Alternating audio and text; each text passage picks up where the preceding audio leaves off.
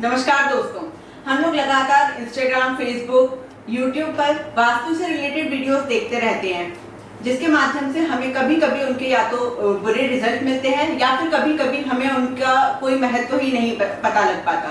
वास्तु से रिलेटेड जो भी हमारे दिमाग में कंफ्यूजन हैं, उन्हीं मिथ्स को हम दूर करने के लिए आए हैं आचार्य अजय खन्ना जी से मिलने। तो चलिए जानते हैं कि वास्तु हमारी लाइफ में कितना प्रभावशाली है। नमस्कार सर, आपका स्वागत है हमारे स्टूडियो में। थैंक यू अंतरा, बहुत बहुत धन्यवाद जो आपने मुझे अपने स्टूडियो में बुलाया। देखिए, वास्तु जो है वो इस तरह का सब्जेक्ट है कि उसको लेके कंफ्यूजन होना कोई बहुत बड़ी बात नहीं है। हर कंसल्टेंट्स हैं वो अपने अपने व्यूज रखते हैं। बेसिकली थ्योरम तो वास्तु की एक ही है, 5 एलिमेंट्स के पे बेस्ड थ्योरम है और उसी पे ही पूरा एनर्जी बेस्ड थ्योरम है और उसी पे ही पूरा वास्तु काम करता है। हम लोग क्या गलती करते हैं कि एक जो कंसल्टेंट ने अपने एक्सपीरियंस से, अपने तजुर्बे से या जो उन्होंने साइट पे अप्लाई किया, उसको जो रिजल्ट आए उसने उसकी रील, शॉर्ट्स या यूट्यूब के माध्यम से वो हम लोगों को उन्होंने भेजा, हम लोगों ने देखा। लेकिन अब आपने मुझसे या इंट्रोडक्शन में आपने जैसा पहला कहा कि वो प्रभावशाली नहीं है। एक्चुअली में जो मेन जो समस्या है वो ये है कि हमें अपनी एक्चुअल प्रॉब्लम ही नहीं पता कि दिक्कत हमारे किस हिस्से में या भूमि के किस क्षेत्र में वो समस्या है। हमने एक वीडियो सुनी, एक रील सुनी, उसके उपाय किए, कई बार उसके नेगेटिव इम्पैक्ट आ गए और कई बार उसके इम्पैक्ट आए ही नहीं। हमें करना ये है कि जो भी आपको समस्याएं आ रही हैं वास्तु से संबंधित, उसके लिए आप एक अच्छे वास्तु कंसल्टेंट को पकड़ें, उससे अपनी समस्या को डिस्कस करें और वहां के बाद आप वो उपाय करें, तो वो उपाय भी कारगर होंगे और रिजल्ट डेफिनेटली आते हैं। मेरा जो अपना तजुर्बा इस क्षेत्र में है उसमें काफ़ी क्लाइंट्स हैं और एक संतोषजनक रिजल्ट दिए हैं, जिससे कि लोगों की समस्याएं काफ़ी हद तक जो हैं दूर करने में हम लोग वास्तु के माध्यम से सफल हुए। सर, मेरा एक क्वेश्चन था कि नॉर्मली लोग अपने पास कंपास रखते हैं, ठीक है, और वो लोग नहीं समझ पाते हैं कि हम कैसे डायरेक्शंस देखें। बिल्कुल। तो आप मुझे बताएंगे कि डायरेक्शन देखने का सही तरीका क्या है? देखिए, ये जो है वास्तु की बेसिकली स्टार्टिंग ही कंपास से होती है जी। उसको लेके बहुत सारे लोग अक्सर गलतियां करते हैं और सही डायरेक्शन ना ले आने के कारण आप गलत दिशा में गलत जो है उपाय कर लेंगे तो प्रभाव एंटी भी कई बार देखने को मिलते हैं। कंपास लेने का जो सही तरीका है, सबसे पहले तो मेरी अपनी जो रिकमेंडेशन है, आप या तो किसी कंसल्टेंट के माध्यम से उस कंपास को यूज करिए या जो है अपने आईफोन के माध्यम से या गूगल अर्थ के माध्यम से आप कंपास को यूज करिए। उसकी डिग्रीज में काफी हद तक एक्यूरेसी है। अगर आप अपने घर में अपने आप मोबाइल का यूज करके कंपास ले रहे हैं तो एक और उसमें मैं पॉइंट जोड़ना चाहूंगा कि कंपास घर के बाहर खड़े होके लें, घर के अंदर खड़े होके लें, सेंटर पार्ट में लें, छत पर लें। काफ़ी सारे उसमें जो है क्वेरीज क्लाइंट की रहती हैं। उसमें कंपास आप घर के किसी भी कोने में खड़े होकर ले लीजिए, एक छत पे ले लीजिए, सेंटर पार्ट में ले लीजिए, फ्रंट में ले लीजिए, उसने डिग्री वही बतानी है, आप किसी भी जगह से ले लीजिए। पॉइंट नंबर 1, अपने हाथ में आपका कोई भी मैग्नेटिक चीजें वहां पर आसपास ना हो। कंपास की डिग्री में जो वेरिएशन आता है वो बेसिकली मैग्नेटिक जोन अगर वहां पे एक्टिवेटेड है, बहुत ज्यादा आपने कुछ ऐसी जगह पे डिग्री आप ले रहे हैं जहां पर भी बहुत ज्यादा मोबाइल्स एक साथ यूज हो रहे हैं या कुछ लोहे की कुछ चीजें रखी हुई हैं, वहां पे उसकी डिग्री में थोड़ा सा वेरिएशन में भी आ सकता है। इसीलिए हम लोग गूगल अर्थ के माध्यम से जो है बिल्कुल परफेक्ट लोकेशंस के माध्यम से हम लोग सही कंपास लेते हैं और डिग्रीज बिल्कुल परफेक्ट आती है। अगर आप अपने घर पे ले रहे हैं तो आप अपने मेन गेट पे, घर के मेन गेट पे खड़े होइए टुवर्ड्स रोड, जिधर की तरफ आपकी सड़क है वहां पर ये जैसे ये कंपास है, ये मैं अगर मेरे सामने की तरफ रोड है तो मैं अपने मेन गेट पे रोड की तरफ देखूंगा, तो आपके घर की सही फेसिंग उसके माध्यम से मैं प्राप्त कर पाऊँ। नेक्स्ट क्वेश्चन था मेरा कि वास्तु में दिशाओं का क्या महत्व है? देखिए, दिशाओं से ही पूरा वास्तु है। आपने अपने घर में या अपने शॉप्स पर या अपने कोई भी बिजनेस प्रेमिसेस है, आपकी इंडस्ट्री है, कोई भी है, उसमें कंपास रखा। कंपास रखने के बाद में आपने अपने घर की फेसिंग आपके पास आ जाती है, उसी के माध्यम से आपकी सारी दिशाएं आ जाएंगी। कंपास बेसिकली उसमें एक रेड मार्क होता है, एक पिन होती है रेड कलर की, वो नॉर्थ को कोडिंग करता है, बाकी ईस्ट जो है, वेस्ट, नॉर्थ, साउथ, सारी डायरेक्शन उसके माध्यम से आप निकाल सकते हैं। अब क्योंकि वास्तु एक डिटेल्ड फील्ड है, उसमें जो हम लोग काम करते हैं वो 16 डायरेक्शंस पे काम करते हैं। मतलब नॉर्मली 4 डायरेक्शंस होती हैं, हाँ। फिर उसकी 4 उसी कोऑर्डिनेट डायरेक्शंस होती हैं जो 45 डिग्रीज पे मेंटेन होती हैं, और फिर उसके बीच बीच के कटआउट्स भी होते हैं, तो लगभग 16 डायरेक्शंस जो है हमारी होती हैं, उन पे हम काम करते हैं। दिशाओं के महत्व के बारे में मैं ये कहना चाहूँगा कि हर दिशा का अपना एक प्रभाव है, हर दिशा का अपना एक प्रभाव है। दिशाएं उत्तर, पूर्व, दक्षिण, पश्चिम, सभी के अपने अपने इंपॉर्टेंस है, कोई भी दिशा खराब नहीं है। आपका तत्व किस दिशा से अलाइन हो रहा है और उस भूमि की ऊर्जा क्या आपके साथ कनेक्टेड है, तो वो दिशा आपको उसी के अनुरूप प्रभाव देगी। तो दिशाएं जो है कोई भी खराब नहीं है, सभी दिशाओं का अपना अपना एक महत्व है। साउथ फेसिंग सर, साउथ दिशा को काफी बुरा माना जाता है, तो आप उसके बारे में क्या गाइड कर सकते हैं? देखिए, आप दिल्ली गई हैं कभी? जी। ठीक है, दिल्ली में जो सबसे पॉश एरिया है वो कौन सा है? साउथ दिल्ली। साउथ दिल्ली। जी। इंडिया में जो हमारा नक्शा है, अगर आपको ध्यान हो तो इंडिया में जो हमारा देश है उसमें सबसे ज्यादा बेनिफिशियल या डेवलप्ड एरिया हिंदुस्तान का कौन सा है? South India. South India. तो साउथ दिशा को हम गलत कैसे मान सकते हैं? साउथ दिशा या वेस्ट दिशा दोनों ही इतनी प्रभावशाली दिशा है। मैं बेसिकली साउथ डायरेक्शन को साउथ ईस्ट से लेके और साउथ तक थन देने वाली दिशा जो है वो यही है। अगर किसी को प्रोग्रेस करनी है व्यापार में, तो आप देखिए कि जो इस दिशाओं का बेसिकली वास्तु जो है एनर्जी अलाइन फील्ड है। हम लोग देवतास के साथ काम करते हैं और पर्टिकुलर इस जोन में जो देवतास आते हैं वो बेहद ही धन की वर्षा करने वाले देवतास हैं।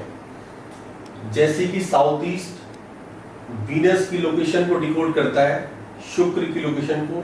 शुक्र का मतलब है लग्जरी, लग्जीरियस डायरेक्शन है।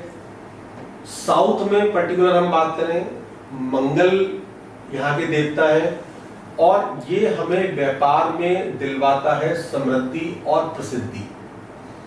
इन दोनों के बिना क्या कोई व्यापार संभव है? आपने एक प्रोडक्ट बनाया और जब तक वो फेमस नहीं होगा तो उसकी बाजार में डिमांड किस तरह से होगी। इसलिए जो ये है कि साउथ बेकार है या साउथ को लेकर डराया जाता है, देखिए अगर आपका मकान या कोई कमर्शियल एक्टिविटी आप साउथ में कर रहे हैं तो देखना होगा कि आप किस चीज का एक्टिवेशन वहां कर रहे हैं, आपका काम क्या है। आपका तत्व अगर वहां से मैच नहीं कर रहा होगा तो शायद उसके प्रभाव थोड़े कम या कुछ नेगेटिव हो सकते हैं, लेकिन हर केस में साउथ बेकार नहीं है। सर नॉर्मली पुराने टाइम में लोग अपने घर के मेन गेट को ना काफी सजावट के साथ रखते थे। जी तो उसका क्या आज भी महत्व- रखते हैं, आज भी रखते हैं जी। तो उसका क्या महत्व है? देखिए, मेन गेट जी जो मुख्य द्वार है उसका वास्तु में बहुत जबरदस्त प्रभाव है। घर में सबसे आने वाली पहली ऊर्जा, नेगेटिव या पॉजिटिव कुछ भी हो सकती है, वो मुख्य द्वार के माध्यम से ही घर में प्रवेश करती है। आप अपने घर में प्रवेश करेंगे तो आप मुख्य द्वार से ही प्रवेश करेंगे, जी बिल्कुल। कोई और एंट्री तो नहीं होगी। जैसे हम आ रहे हैं ऐसे ही ऊर्जाएं लाइन होके आ रही है। मुख्य द्वार की बात करें तो मैं आपको लेके जाना चाहूंगा हिंदुस्तान में, राजस्थान में, या आप बिहार भी कह सकते हैं, बल्कि मुझे थोड़ा सा राजस्थानी जो आर्किटेक्चर थोड़ा ज्यादा पसंद है। वहां पे अगर आप देखें तो मुख्य द्वारों पे बहुत ज्यादा कार्विंग्स की जाती है, आज भी की जाती है जी। एक बिहार की बहुत प्रसिद्ध शैली है मधुबनी शैली, जिसमें कि हम बेल और लाइक उस तरह की कुछ मतलब पेंटिंग्स हम लोग मिट्टी में हम लोग करते हैं, मधुबनी पेंटिंग्स जिसे बोलते हैं। वो घर की सजावट में बहुत उपयोग होती थी। आजकल थोड़ा फ्लैट कल्चर या कुछ अल्ट्रा मॉडर्न मटेरियल्स के आने के कारण वो काफी कम हो गया है, लेकिन जो वो कल्चर वास्तु में है, मुख्य द्वार किसी भी दिशा में हो, मैं अभी नेगेटिव डायरेक्शंस या पॉजिटिव डायरेक्शंस की बात ही नहीं कर रहा, मुख्य द्वार किसी भी दिशा में हो, आप उसको पूरा सजा धजा के रखिए, पूरा वेल डेकोरेट करके रखिए, दोनों तीनों तरफ से आप कार्विंग करा के रखिए, अच्छा सा एक बंधन बाग यूज करके रखिए, तो पॉजिटिव वाइब्रेशन ऑटोमेटिकली घर में एंटर ही करेंगी। इसमें आपने अगर पुराने राजस्थानी आर्किटेक्चर का, जैसे मैंने आपसे कहा, पुराने जो आपने घर में देखे होंगे उसमें नीचे एक दहलीज लगी रहती थी, जी। जो आजकल बिल्कुल खत्म हो गई है। जब वो दहलीज होती थी तो हम इसीलिए उसका नाम हमने चौखट रखा, क्योंकि उसके 4 पैर होते थे, इसलिए वो चौखट कहा गया। आज की डेट में वो 3 पाए हो गए हैं, 2 वर्टिकल मेंबर्स हैं, एक हॉरिजॉन्टल मेंबर है। अब वो त्रिकुट की फॉर्म में है, दैट इज नॉट चौखट। अगर आर्किटेक्चर हम लोग उसकी बात करें, वो जो दहलीज लगाई जाती थी उसके इतने ज्यादा इंपॉर्टेंस होते थे, वो बेसिकली नेगेटिव जो एनर्जीज थी उनका कटर का काम करती थी। आप जब उस दहलीज को लांग कर जाते थे तो जो आपके साथ नेगेटिव वाइब्स, जो आप पूरे दिन में आपने डिफरेंट प्लेसेस पे आप गए, ऑफिस में गए, अलग अलग लोगों से मिले, वो सारी नेगेटिव एनर्जी आप घर के बाहर ही छोड़कर जाएंगे अगर आपके घर में एक दहलीज मेंटेन है तो। इतने ज्यादा इंपॉर्टेंस उस दहलीज के रहे हैं। साथ ही आपने कई बार आपने सुना होगा कि हम चांदी की तार डलवा देते हैं, कॉपर की तार डलवा देते हैं। कुछ पुराने महलों में या कुछ पुराने जो हिस्टोरिकल प्लेसेस हैं उसमें आपने देखा होगा कि साइडों में कुछ सिक्के लगे रहते हैं, ताजमहल में भी लगे हुए हैं इनफैक्ट, ठीक है ना। ताजमहल में भी एक दहलीज बनी हुई है, उसका basically Mughal architecture, Rajasthani architecture, Indian architecture से कोई लेना देना नहीं है।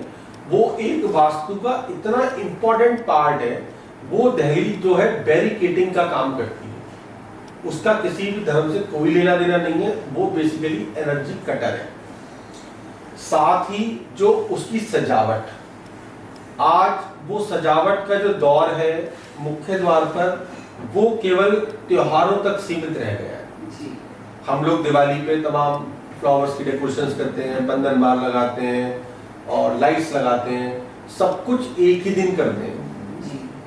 जब आपका घर लगातार सजा धजा आपका मुख्य द्वार रहेगा तो क्या आपको लक्ष्मी जी की आवश्यकता, या उनको घर में आप केवल दिवाली पे ही प्रवेश कराना चाहते हैं?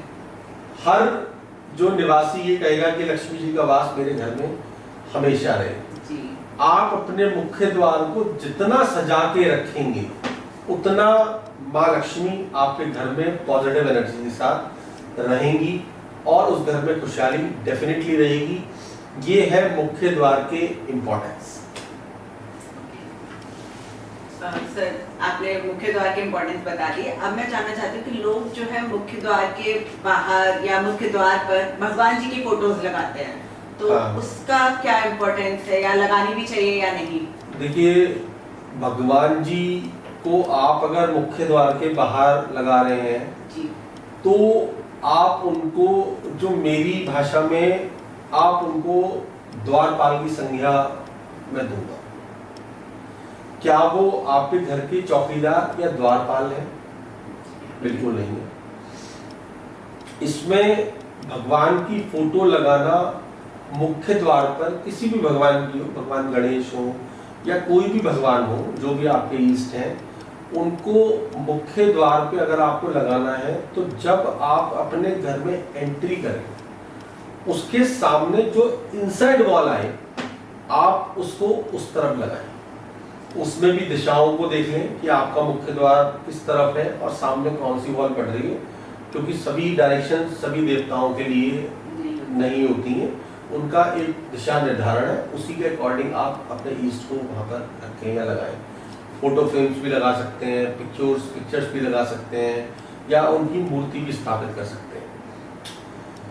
दूसरी चीज है कि अगर आपने कुछ मुख्य द्वार पे लगाना है तो आप एक केसर का स्वास्तिक हमेशा अपने मुख्य द्वार के दोनों तरफ जरूर बनाएं।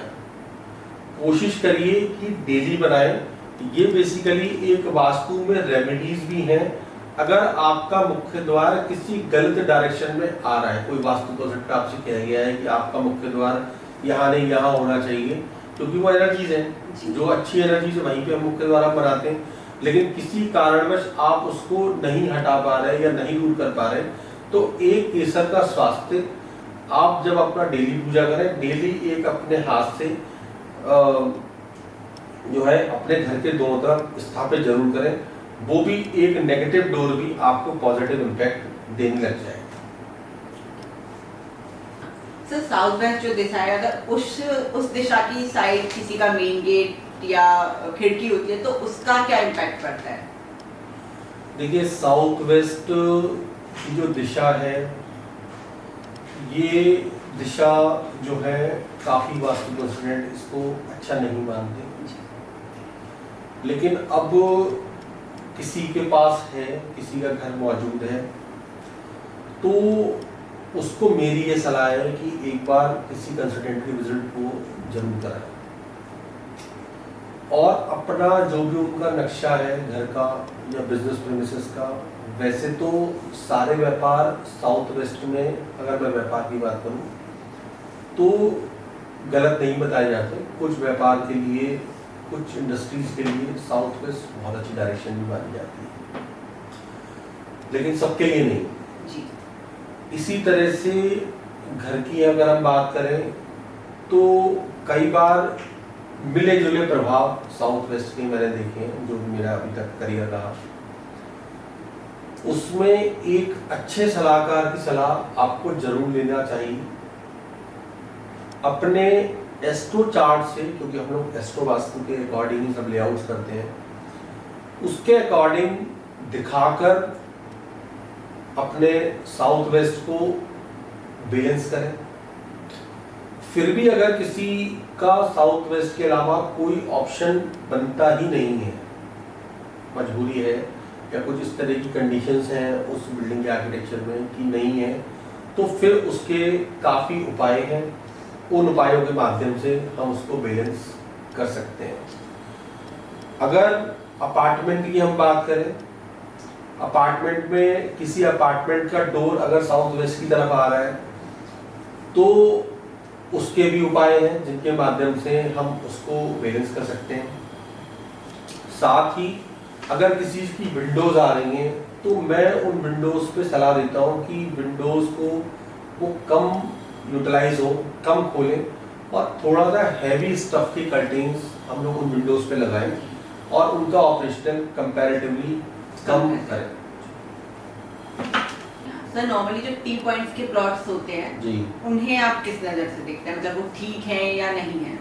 देखिए टी पॉइंट के जो प्लॉट हैं या कॉर्नर प्लॉट्स हैं, यू शेप प्लॉट्स हैं, कटे हुए प्लॉट्स हैं, आज अगर हम किसी अपार्टमेंट की बात करें तो अपार्टमेंट में कोई भी अपार्टमेंट कोई भी फ्लैट स्क्वायर या रेक्टेंगुलर शेप में नहीं है। बैल्कनीज के एक्सटेंशंस अलग अलग होते हैं, डिफरेंट आर्किटेक्चर होता है और काफ़ी सारी चीज़ें फाउंडेशन भी उसमें रहती हैं। उनको दो चीज़ें हैं उसमें। सबसे पहले तो शेप्स की मैं बात करूँगा, उन शेप्स को बैलेंस किया जाता है। जो शेप्स हैं आपकी, नॉर्थ किसी का पड़ा हुआ है, किसी का वेस्ट पड़ा हुआ है, उनको बैलेंसिंग करना बहुत ज़्यादा ज़रूरी है।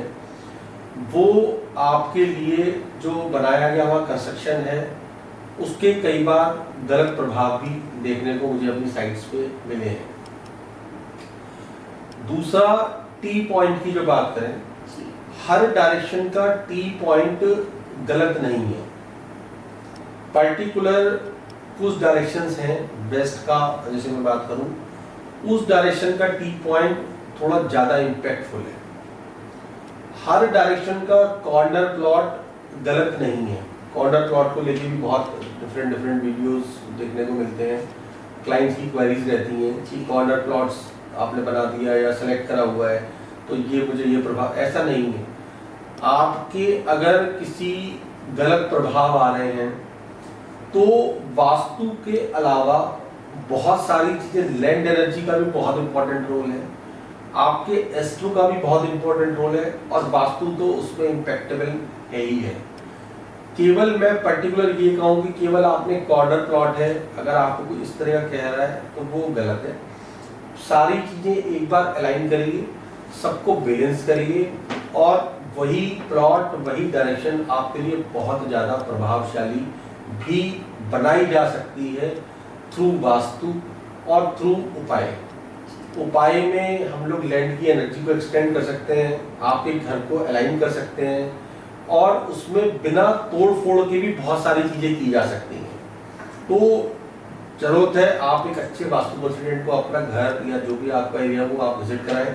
टी पॉइंट से, एल शेप से, यू शेप से डरने की कोई भी आवश्यकता नहीं है। आवश्यकता है उसको आपको बैलेंस एक्टिविटीज करनी है। सर जैसे कि अभी आपने कहा कि हम बिना तोड़ फोड़ के भी काफी कुछ ठीक कर सकते हैं, तो हम वो कैसे कर सकते हैं? देखिए, बिना तोड़ फोड़ के करना कोई बहुत मुश्किल काम नहीं है। डिपेंड करता है कि आपने सपोज कोई एरिया आपने रेंट पे ले रखा है जी, तो वो तो आपको तोड़फोड़ करने की परमिशन नहीं मिलने वाली, बिल्कुल भी नहीं।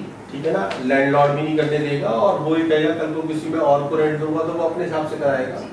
तो वो थोड़ा सा पॉसिबिलिटीज वहां पर नहीं होगी। उस कंडीशन में हमारे लिए जो वास्तु का ब्रह्मास्त्र है, मैं उसको ब्रह्मास्त्र का नाम देता हूँ, वो है इंटीरियर वास्तु।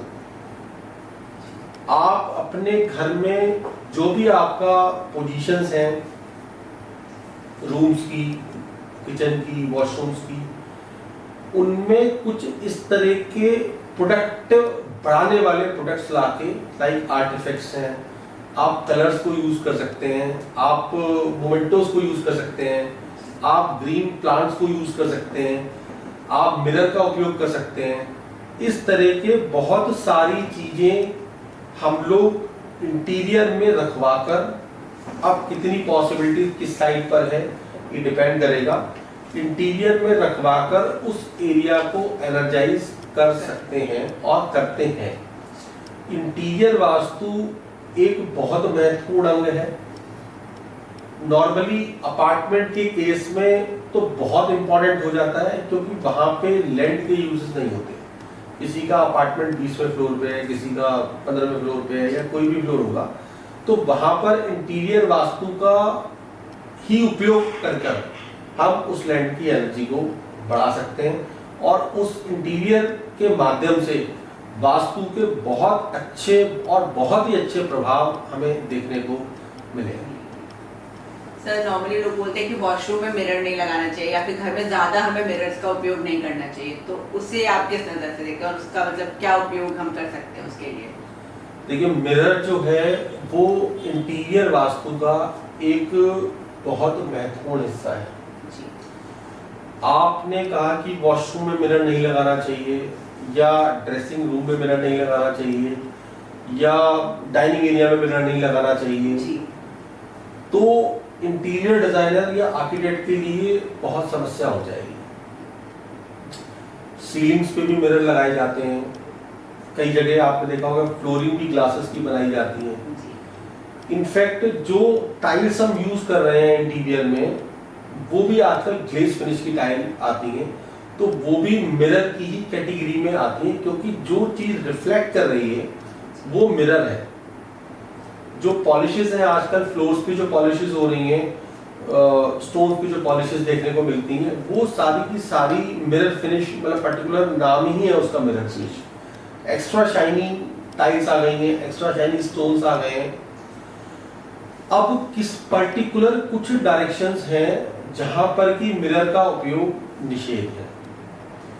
मिरर बेसिकली जो है वो वाटर एलिमेंट को डिकोड करता है, वाटर एलिमेंट की कैटेगरी में आता है, क्योंकि वास्तु जो है उसमें 5 एलिमेंट्स होते हैं और वाटर एलिमेंट उसमें से एक है और बहुत महत्वपूर्ण जो है एलिमेंट है। उसका उपयोग पर्टिकुलर आप अगर सही डायरेक्शन में और एक बैलेंस फॉर्म के साथ में कर रहे हैं तो कहीं भी कोई दिक्कत नहीं है। अगर किसी डायरेक्शन में, मान लीजिए कोई आपका वॉशरूम साउथ में आ रहा है या वेस्ट में आ रहा है, वहां पर आप मिरर का उपयोग करिए, लेकिन बहुत बड़ा साइज वहां पे उपयोग ना करें। कोशिश करें कि उसकी डायरेक्शन भी जब आप मिरर का यूज कर रहे हैं तो आपकी नॉर्थ या ईस्ट की तरफ आपका फेस हो, क्योंकि मिरर जो है साथ में ही वाटर एलिमेंट के साथ में एक्सपेंशन को भी शो करता है, किसी भी चीज को बढ़ाने का काम करता है। अगर किसी गलत डायरेक्शन में बहुत ज्यादा बड़ा मिरर का उपयोग आपने किया हुआ है तो वो नेगेटिव प्रभाव डेफिनेटली दे सकता है।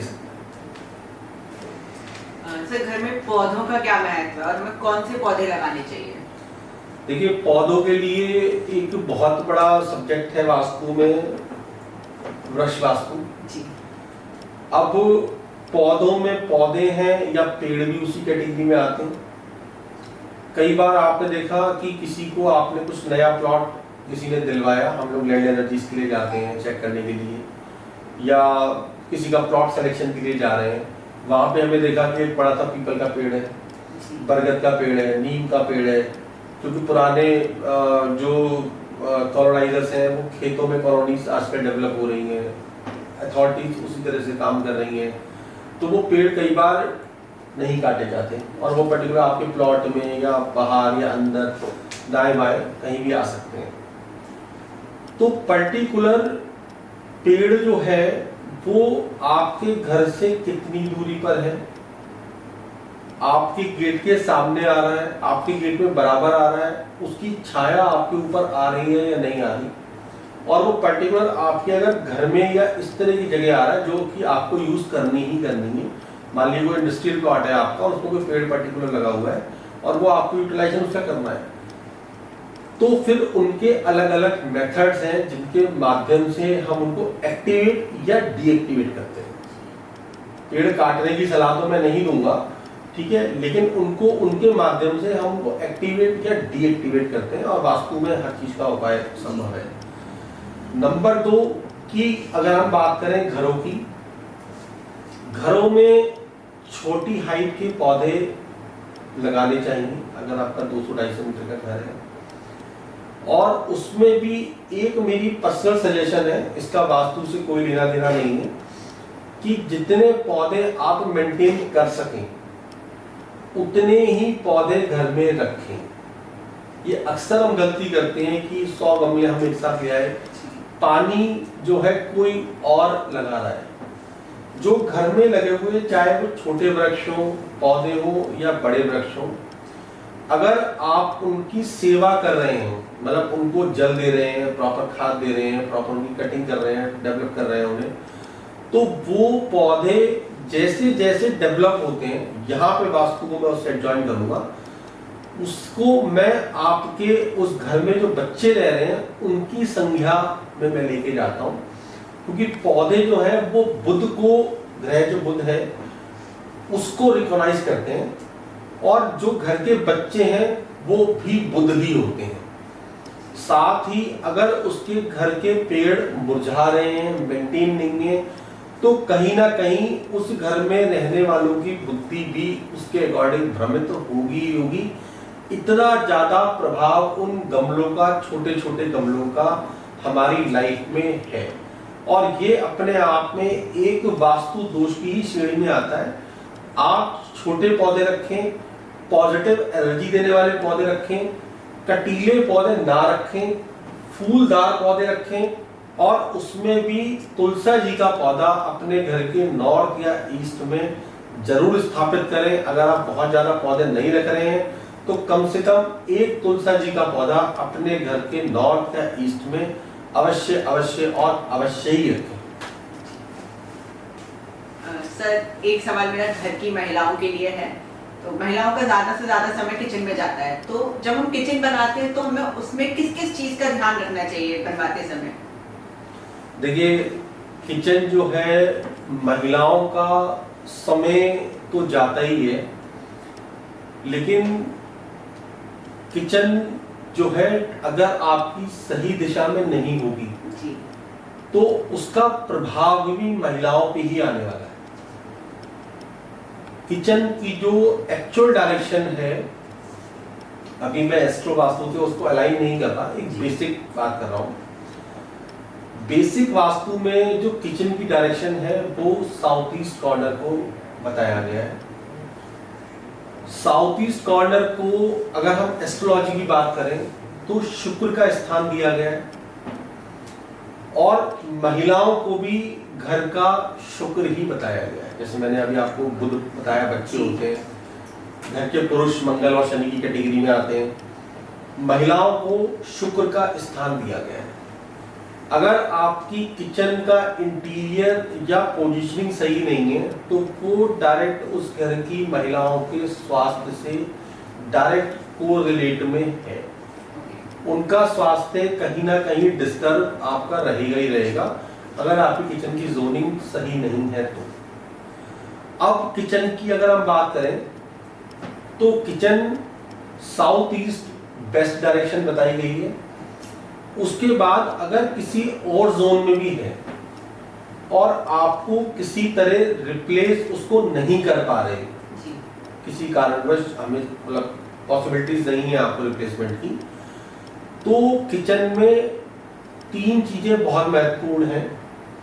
उसमें सबसे ज्यादा महत्वपूर्ण है हमारा चूल्हा, बर्नर, जहां पर कि हम पूरा फूडिंग करते हैं, और वहां पे जो है अग्नि देवता का निवास उस चूल्हे के साथ में होता है। अग्नि देवता जो है वो उस घर की महिलाओं का स्वास्थ्य और साथ ही आपका बिजनेस या आपका जॉब, आप जो भी करते हैं उसमें कैश और लिक्विडिटी को वही चूल्हा बताता है। आप किचन में बहुत ज्यादा डार्क कलर्स के शेड का यूज ना करें। किचन के ऊपर है कलम, डिटेल वीडियो भी मैं बनाऊंगा। बहुत ज्यादा डार्क कलर्स का उपयोग किचन में नहीं करना चाहिए। ब्लैक कलर को, चाहे आपकी वो किसी भी जोन में आ रही हो, साउथ ईस्ट में आ रही है तो बिल्कुल भी नहीं, लेकिन अगर किसी और जोन में भी आ रही हो तो भी आप काले रंग का इस्तेमाल किचन टॉप काउंटर के ऊपर बिल्कुल भी ना करें। उसमें जो हम कवर्ड्स बना रहे हैं, लैमिनेट्स बना रहे हैं, उनमें भी हल्के कलर का इस्तेमाल करें। हल्का क्रीम शेड, हल्का ग्रीन कलर, हल्का lemon colour, of white, Ivory या हल्का बादामी कलर तक हम उसमें यूज कर सकते हैं। जो सिंक की डायरेक्शन है वो आप कोशिश करिए कि साउथ ईस्ट या साउथ के तरफ ना हो, और जो आपका चूल्हा है उससे उसकी दूरी एक अच्छी दूरी हो, बिल्कुल बराबर बराबर में दोनों नहीं होने चाहिए। एक आपकी किचन अगर गलत डायरेक्शन में आ रही है तो भी आप उस घर में और उस किचन में, अपनी किचन में नॉर्थ ईस्ट में एक तांबे के लोटे में जल भरकर अवश्य रखें। सिंक किसी भी कॉर्नर में आ रही है बैलेंसिंग और आप उसको परिवर्तित नहीं कर सकते तो आप उस घर के उस किचन का एक अलग जोनिंग करिए और उस किचन के नॉर्थ ईस्ट में एक आप पानी का लोटा जरूर भरकर रखें। तीसरी चीज है फ्रिज। फ्रिज के लिए आइडियल डायरेक्शन जो है वो नॉर्थ वेस्ट बताई जा सकती है। आप साउथ की तरफ भी कहीं भी रह सकते हैं, मैं उसको बहुत ज्यादा इंपॉर्टेंस नहीं देता, लेकिन जो आपका जो किचन की आपने अलग से ग्रेडिंग की हुई है या आप किसी वास्तु कंसल्टेंट के माध्यम से या किसी आर्किटेक्ट के माध्यम से उसका पर्टिकुलर जोन भी करा सकते हैं। तो जो नेगेटिव एरियाज हैं उनमें अपना इंपॉर्टेंट फूडिंग मटेरियल मत रखिए। जो आप ड्राई फ्रूट्स हैं या जो भी ग्रेन्स हैं, दालें हैं, मसाले हैं, उन पर्टिकुलर्स को आप उन नेगेटिव जोन को अवॉइड करिए। बाकी आप किचन में कहीं भी रह सकते हैं। और कलर्स के साथ में, पानी के साथ में, ये 2-3 चीजें अगर आप बैलेंस कर लेंगे तो गलत स्थान पर भी बनी हुई किचन आपको एक अच्छे प्रभाव डेफिनेटली देगी। सर आपने किचन का बताया तो मैं चाहूंगी कि आप बेडरूम के बारे में भी कुछ बताएं, उसमें हमें क्या क्या मतलब सावधानियां बरतनी चाहिए। जी जी, देखिए ये बेडरूम्स हैं या लिविंग रूम्स हैं, इनके लिए अगर हम पूरे घर की जोनिंग नहीं करा रहे तो हम लोग पर्टिकुलर उस रूम की जोनिंग करें। उसमें अगर बेड आपका एक सही डायरेक्शन में आ जाए तो बहुत ही अच्छा है, नहीं आ सकता तो बेड कहीं पर भी हो, आप अपने एटलीस्ट जो आपकी सोने की डायरेक्शन है उसको भी लेके बड़े अलग अलग मिलते रहते हैं। जब हम सो रहे हैं तो हमारा सर हमेशा साउथ की तरफ अथवा ईस्ट की तरफ होना चाहिए।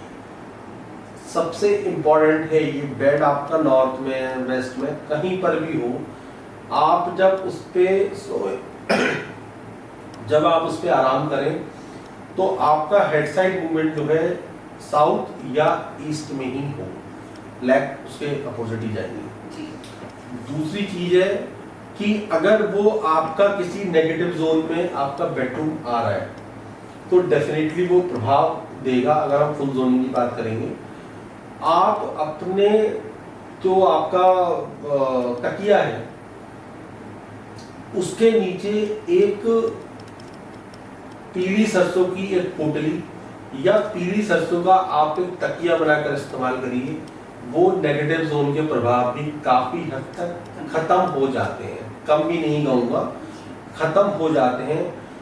इस तरह की ये जो रेमेडीज हैं, ये रेमेडीज आप किसी कंसल्टेंट को अगर आप दिखाएंगे तो बिना तोड़फोड़ वाला वास्तु है, बिना तोड़फोड़ वाला वास्तु है।